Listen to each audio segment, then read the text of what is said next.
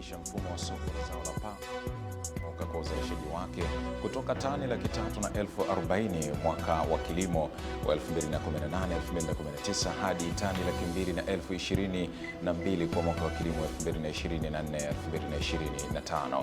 Na Waziri Mkuu wa Jamhuri ya Muungano wa Tanzania Mheshimiwa Mwigulu Lameck Nchemba amefanya ziara ya ukaguzi wa maendeleo ya ujenzi wa uwanja wa Arusha jijini Arusha, ambao ni mradi utakaotumika katika mashindano ya AFCON 2027. Naam, hujambo na karibu sana popote pale ulipo. Ni asubuhi nyingine hii tunakutana hapa, ikiwa leo ni Jumamosi nyingine ya tarehe 19. Tunakutana hapa kwa ajili ya kuja kutazama habari asubuhi hii ya leo kama ilivyoada. Hii ni asubuhi njema. Mimi naitwa Juma Mohamed. Utakuwa nami hapa kwenye kutazama habari zile kubwa za kitaifa, habari za michezo na burudani, lakini pia tutapata nafasi ya kwenda kutazama kwenye magazeti mbalimbali ambayo tuko nayo asubuhi hii ya leo. Karibu sana, utakuwa nasi kuangaza yote makubwa ambayo tuko nayo asubuhi hii.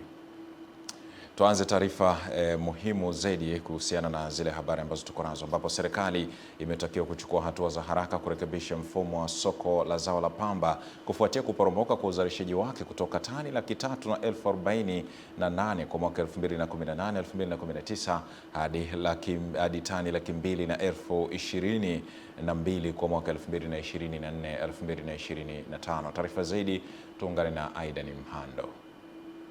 Wito huo umetolewa na wadau wa tasnia ya pamba katika mkutano maalum uliojadili mustakabali wa zao hilo, ambapo taarifa iliyowasilishwa na mkurugenzi mkuu wa bodi ya pamba Marco Mtunga imeeleza kuwa miongoni mwa sababu za wakulima kukata tamaa ni kukosekana kwa masoko ya uhakika na udhibiti wa bei. Kama tungemfanya mkulima wetu akawa na tija ya 1,000, huyu mkulima kwenye eka moja angepata milioni 1, tofauti ya shilingi 700,000. Tafsiri ni kwamba kwa muda wa miaka 33 tumewafanya wakulima wetu kuwa maskini, kwa sababu ni ushindani kwenye tija ya shilingi ya kilo 200. Kilio hicho kinawagusa pia wabunge kutoka mikoa inayozalisha kwa wingi zao hilo, ambapo wamesisitiza umuhimu wa kuruhusu soko huria ili kuongeza ushindani na kuboresha bei kwa wakulima. Mwaka huu tumefeli, tuacheni watu wakauze pamba kwa kile kinachoenda. Shida ni nini? Shida ni hiyo bei. Mtu anatumia hela nyingi sana, hata kama tunasema add value na tunasema tija, lakini anatumia hela nyingi sana kwenye mbolea. Ni swala la kuwa na monopoly. Au kuna contract farming. Contract farming inafanyika, then yule anayefanya anakuwa na nini, na haki ya kuwa yeye mnunuzi peke yake. Ile ina matatizo, Mheshimiwa Waziri.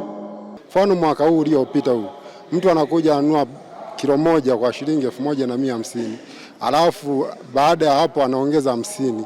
Sasa bora hata kama kungekuwa na ushindani wa masoko kwa wakulima, kwa wanunuzi wengi.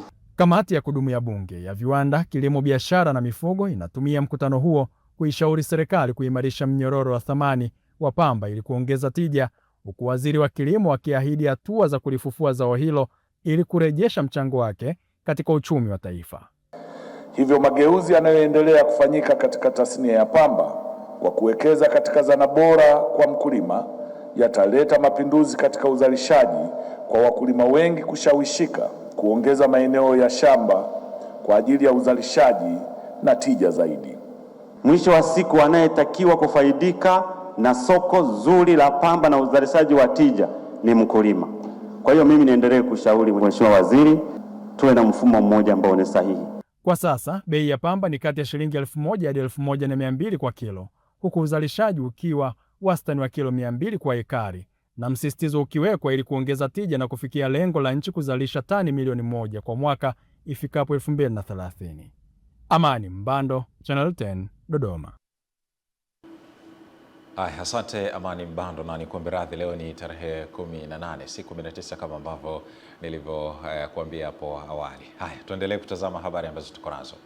Dhana ya serikali ya awamu ya 6 inayolenga kuwainua wananchi kiuchumi kupitia wakala wa nishati ya umeme vijijini REA imeanza kuleta tija baada ya wananchi kuanza kunufaika kiuchumi kupitia miradi ya ujasiriamali ikiwemo ufugaji wa kuku na ukaushaji wa dagaa. Henry Kavirondo kutoka Mwanza anatufahamisha zaidi.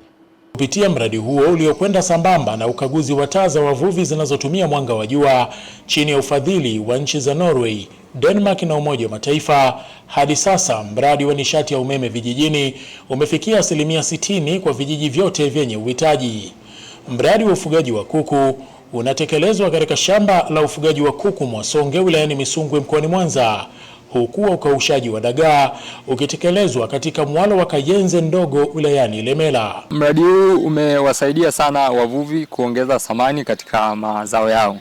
Zamani walikuwa wakikausha dagaa ambao wamekaushwa chini, wanakuwa na mchanga. Kwa sababu kipindi hicho umeme haukuwepo hapa, tulikuwa tuna mashine ya chakula ilikuwepo Kisesa, lakini sasa hizi tunataka tuirudishe ije huku. Mhandisi Johnson Olotu ni mkurugenzi wa umeme vijijini REA nchini. Kwamba tuna discuss na wenzetu wa biomaendeleo ili pale ambapo wanaona wanaweza kuchangia, wanachangia, lakini mipango yetu yote unaiona, kuna ile transparency. Wanaona kwa mwaka ujao wa fedha tunataka kufanya nini.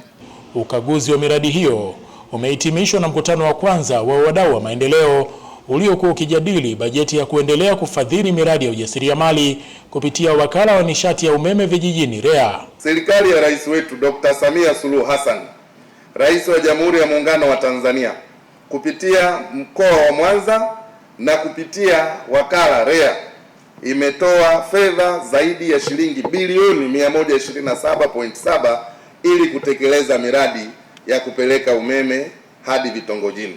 Kama ambavyo iko Mwanza na mikoa mingine mingi, maeneo yetu yako kwenye mipango yetu, na pengine wote hawakumbuki, lakini Mwanza tulishakuwa na mradi wa Periaba.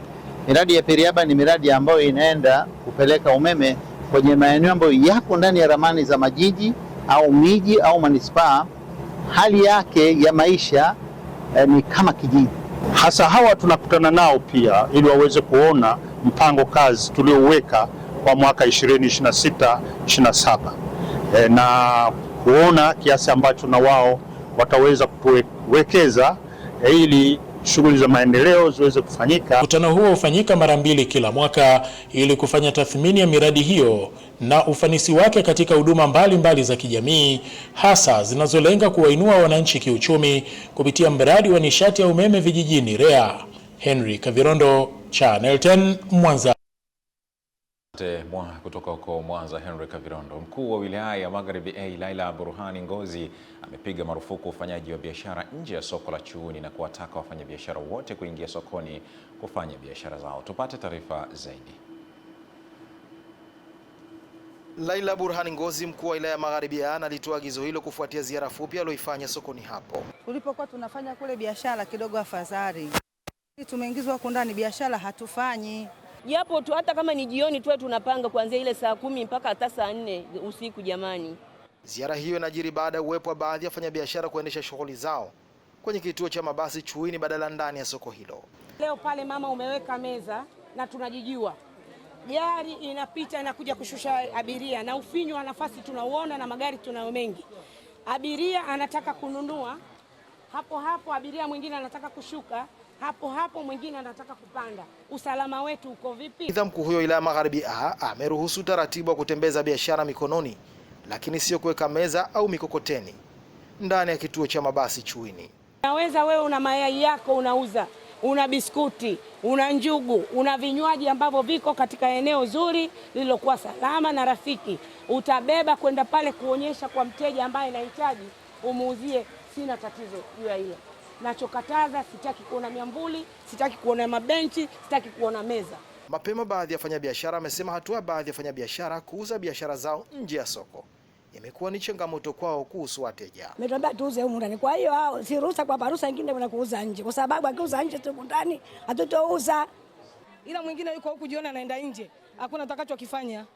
Kila mmoja atatamani kwenda nje. Viongozi wa soko hilo wamesema wamejipanga kuhakikisha wafanyabiashara wote wanabaki sokoni. Tunafahamu jambo hili huwezi kulimaliza kwa siku moja, lakini na ni lazima uende kidogo kidogo, na changamoto zilizokuwepo uweze kuzitatua kwa kadri ambavyo hali itakapokuwa inalazimisha iwe hivyo. Wafanyabiashara wote watapangwa vizuri, wasiwe na wasiwasi, watapanga vizuri na inshallah kwa uwezo wa Mwenyezi Mungu biashara zao zitakwenda vizuri. Ziara ya mkuu wa wilaya sokoni hapo inajiri baada ya baadhi ya wafanyabiashara kutoka sokoni na kuhamia kwenye kituo cha mabasi Chuini kufanya biashara zao kwa kisingizio cha kufuata wateja.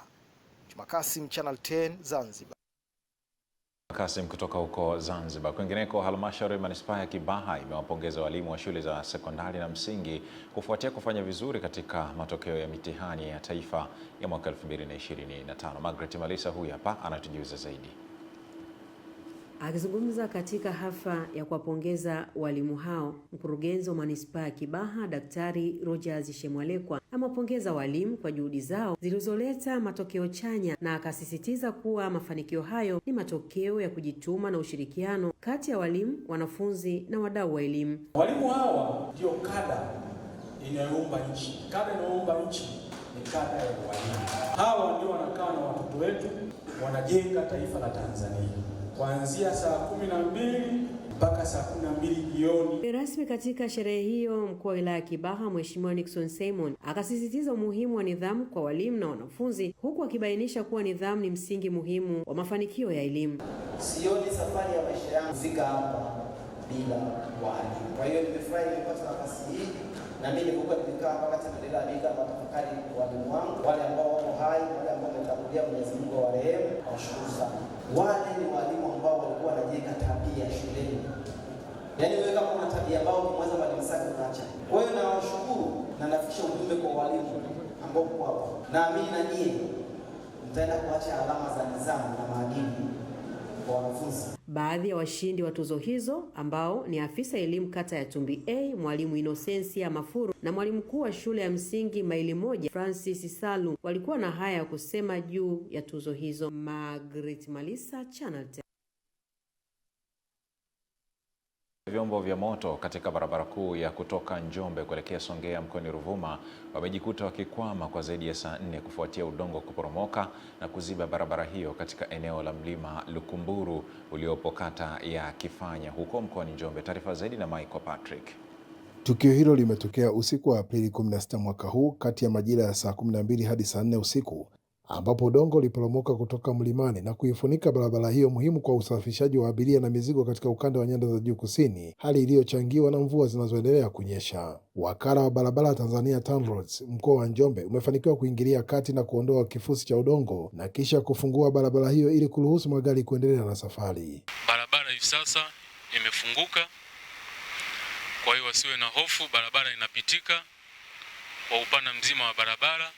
Hayo madongo baada ya kuanguka yalifunga barabara hii ya kutoka Njombe kwenda Ruvuma kwa maana ya Songea, na hivyo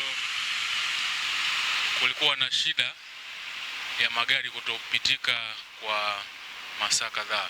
Aidha, TANROADS imewasisitiza madereva wanaotumia barabara kuwa waangalifu wanapopita kwenye barabara hiyo, sababu sasa hivi bado tunaendelea, mashimo yaliyopo barabarani tunaendelea kuyafanyia kazi, kuyaziba. Wawe makini wanapopita barabarani ili kuepusha ajali ambazo zisizokuwa za lazima. Channel 10 imefika katika eneo la Mlima Lukumburu na kuzungumza na baadhi ya madereva kufuatia kutokea kwa tukio la mlima kuporomoka na kuziba barabara, na hapa wanasema. Mimi binafsi alinishtua kwa sababu alinikuta nikiwa niko njiani nakuja. Kama ningeweza kuyapata kabla ya, ningeweza kusubiria mpaka jambo ingeweza kuisha, lakini tumezoea hii, lakini kwa situation ambayo imetokea leo hii kikweli imetugharimu kidogo barabara iliziba hapo, lakini tunashukuru tumepambana, wamekuja usiku TANROADS kurekebisha mpaka barabara ikapatikana. Kutoka hapa katika eneo hili la Mlima wa Lukumburu uliopo mpakani mwa mikoa ya Njombe na Ruvuma, mimi naitwa Michael Patrick. Sana Michael Patrick kwa taarifa hiyo. Tunaambiwa kuwa kaya 10 kati ya 76 zilizokumbwa na maafa ya maporomoko ya udongo yaliyosababishwa na mvua kubwa iliyonyesha Machi 25 mwaka huu na kusababisha vifo na mashamba kuharibiwa wilayani Rungwe huko mkoani Mbeya zimeiomba serikali na wadau kuendelea kuwasaidia upatikanaji wa vifaa vya ujenzi na makazi pamoja na vyakula. Taarifa zaidi Epimakus Apolinali.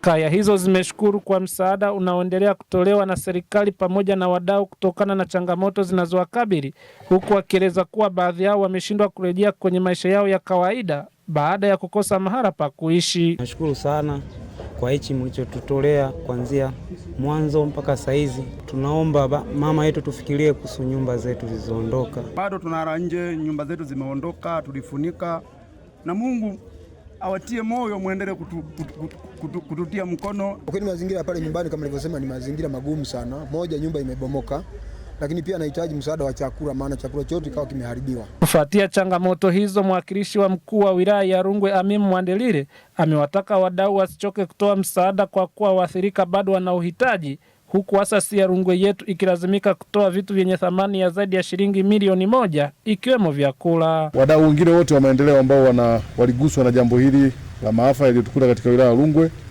wanahimizwa na kusisitiza kwamba wafuate taratibu pale wanapotaka kuwaona hawa wahanga au waathirika wa janga hili la maporomoko ya udongo. Kina hapa pole watu wote ambao walipoteza ndugu waliopatwa na majanga na wilaya ya Rungwe kwa ujumla. Lengo letu kubwa ni kugusa pale ambako mmepoteza, lakini hatuwezi kurudisha. Kwa kweli tumesikitishwa na majanga yaliyotukuta wilaya ya Rungwe, lakini tunamshukuru Mungu kwamba anawatia nguvu. Tunawakuta wengine wameshaimarika, Mungu azidi kuwatia nguvu. Nikiripoti kutoka mkoani Mbeya, Epimax Apolinari, Channel. Haya, kutoka Mbeya tuelekee mkoani Njombe. Wadau wa maendeleo mkoani Njombe wakiongozwa na Waziri wa Kilimo Daniel Chongolo wamechangisha jumla ya shilingi milioni 8.4 kwa ajili ya kusaidia kukamilisha ujenzi wa uzio katika shule ya sekondari ya Makambako ili kunusuru wimbi la vibaka wanaodaiwa kuleta hofu kwa wanafunzi wasichana wapatao 1190 wanaosoma shuleni hapo. Taarifa zaidi tuungane tena na Michael Patrick kutoka Njombe. Kiasi hicho cha fedha kimekabidhiwa kwa uongozi wa shule ya sekondari Makambako wakati wa mahafali ya 20 ya kuhitimu wanafunzi 256 wa kidato cha 6, hatua inayolenga kuimarisha usalama wa wanafunzi wasichana kufuatia hofu ya usalama. Uzio umejengwa kwa 60%. Kwa ulipofika, hakika usalama wa wanafunzi wetu kuvamiwa na vibaka maarufu kama hachoki umepungua kwa 98%. Lakini kupata milioni 8.4 na mchele debe 14 kwa kweli haijawahi tokea katika historia ya mahafali zetu. Awali wanafunzi wa shule hiyo wakisoma taarifa yao mbele ya mgeni rasmi wa mahafali hayo, mwenyekiti wa mawakala wa pembejeo za kilimo halmashauri ya mji wa Makambako Olaf Muhema, wamebainisha changamoto zinazoikabili shule hiyo. Ukosefu wa bwalo la kulia chakula, yani dining hall, lenye meza na viti.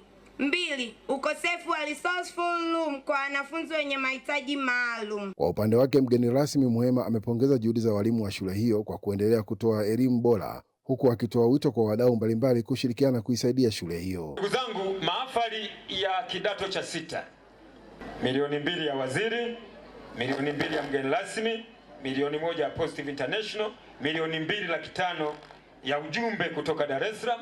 Ni pia sisi kama wadau na pamoja na wadau wengine wa Makambako wamefanikisha pia kuchangia kwa asilimia kadhaa kwenye ujenzi wa uzio na miundombinu mingine ya shule. Natamani niende nikafanya shughuli mbalimbali hata wakati ambao nitakuwa nimefikia chuo ili niweze kuyalani maisha yangu vizuri na sio kutegemea mzazi wangu. Nikiripoti kutoka katika shule hii ya sekondari ya Makambako, halmashauri ya mji wa Makambako mkoani Njombe, mimi ni Michael Patrick. Ya Michael Patrick inatupeleka moja kwa moja kuangaza habari za michezo asubuhi hii ya leo, na tunaambiwa kuwa Waziri Mkuu wa Jamhuri ya Muungano wa Tanzania Mheshimiwa Mwigulu Lameck Nchemba amefanya ziara ya kukagua maendeleo ya ujenzi wa uwanja wa mpira wa miguu wa Arusha uliopo mkoani Arusha, ikiwa ni miongoni mwa viwanja vitakavyotumika kwa ajili ya mashindano ya AFCON 2027. Taarifa zaidi tuweze kutazama. Waziri Mkuu Mwigulu Nchemba amefanya ziara hiyo leo jijini Arusha na kupongeza hatua ya ujenzi ilipofikia, kwani hatua iliyofikia kwa sasa inaonyesha usasa wa uwanja huo ambao una viwango vinavyotakiwa na shirikisho la mpira wa miguu barani Afrika, na kusema kuwa hatua hiyo ni uwekezaji mkubwa wa serikali na ni jambo la kujivunia kwa taifa kuwa na uwanja wa aina hiyo, huku akimpongeza Waziri Makonda kwa usimamizi madhubuti. Wakandarasi pamoja na jana wetu uliyetoa maelezo, tunakushukuru sana, mmetoa maelezo mazuri, tumepata picha kamili ya jambo linaloendelea, na nipongeze kwa hatua ambayo imeshafikiwa. Bali pia upo ujenzi wa barabara za njia 4 za kuwaleta watu kwenye uwanja wetu kutoka kwenye barabara zetu kuu ili kuhakikisha kwamba hakuna anayechelewa. Juma Mohamed, Channel 10. Haya, hiyo ni taarifa ambayo inahusiana na michezo, na kwa sasa tupate mapumziko mafupi. Tukirejea hapa tutakuja kutazama kwenye magazeti mbalimbali ambayo tuko nayo asubuhi hii ya leo. Mimi naitwa Juma Mohamed, endelea kutazama Channel 10, kilicho bora kabisa, na hii ni Asubuhi Njema.